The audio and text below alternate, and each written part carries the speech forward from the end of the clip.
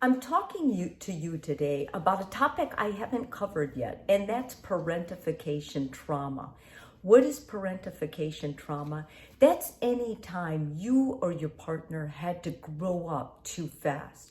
You were in a family where the parents expected outrageously mature things from you when you were too small to give them. And not only that, you weren't allowed to play and be with the other kids at your age, which is so vital during children's time that they're growing up, making their memories, forming their ideas.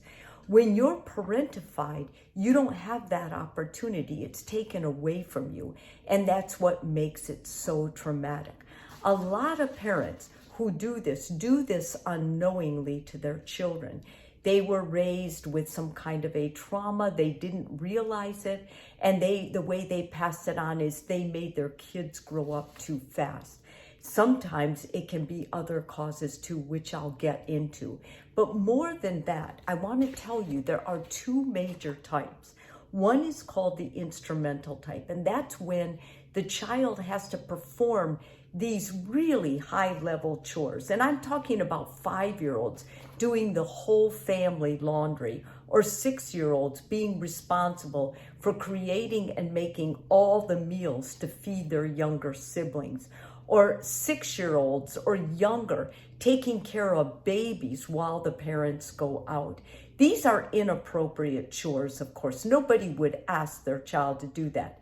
Chores in a healthy family are good for kids, but always make sure they're age appropriate. Meanwhile, while that was going on, that child was forbidden to go outside, to play, to do the things that normal children at a small age level are able to do. The second type is when you emotionally parentify your child. You'll see this a lot when couples get divorced, or if one spouse dies. The other partner will take on the child as their equal emotionally.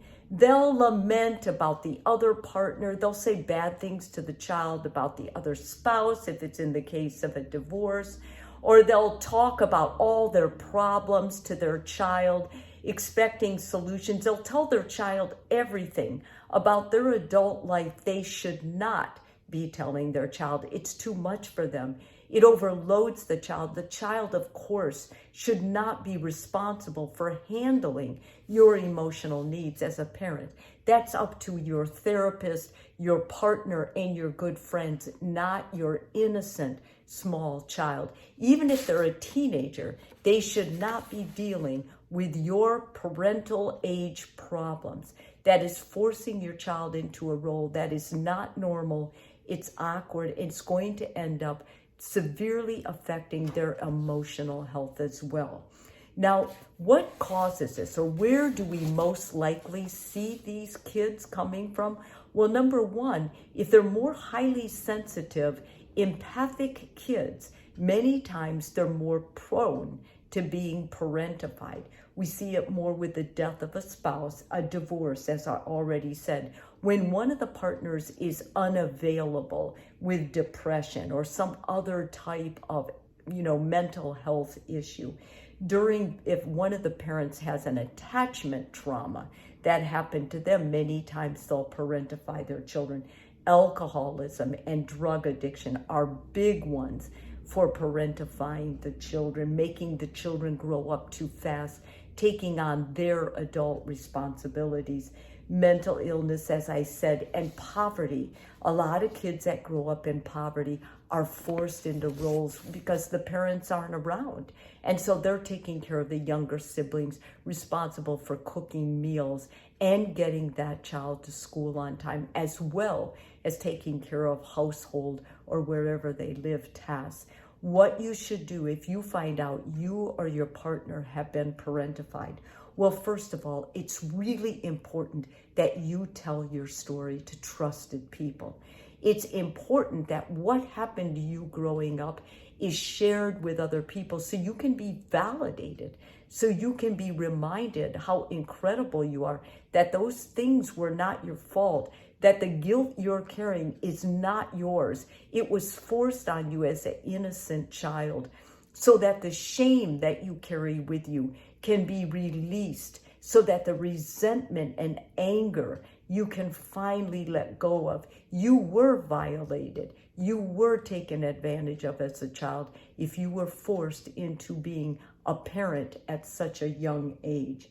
It's important that you learn to prioritize your own self and your needs. Yes, it is okay to say no, and learning to say no is going to be something you have to do, because for so long you've just acquiesced and taken it on. It's time for you to stand up and assert your own rights. Grieve the childhood you didn't have. And that might look like, going to a park and swinging, or being around kids at parties, or hosting your own birthday parties and just going crazy in a ball pit. Whatever it is that helps you activate that, grieve it, and move past it is going to be helpful. Some people find it incredibly helpful to write a letter to their child self, telling them how sorry they are that they were forced into this role. Set boundary with your parents. And this is very important, because parents who do this continue to do this. And that means you have a right, once you are old enough, to set a boundary and say, no, this is not my responsibility. Managing your money is your responsibility, and you are going to take it on. Cleaning your house is your responsibility, and you are going to take it on, or find someone who can. Any chore you are taking on for your parent, it is now time the parent takes on their own responsibility. And as I said, going to counseling can really help, because you still have to get to a point where you can forgive your parent.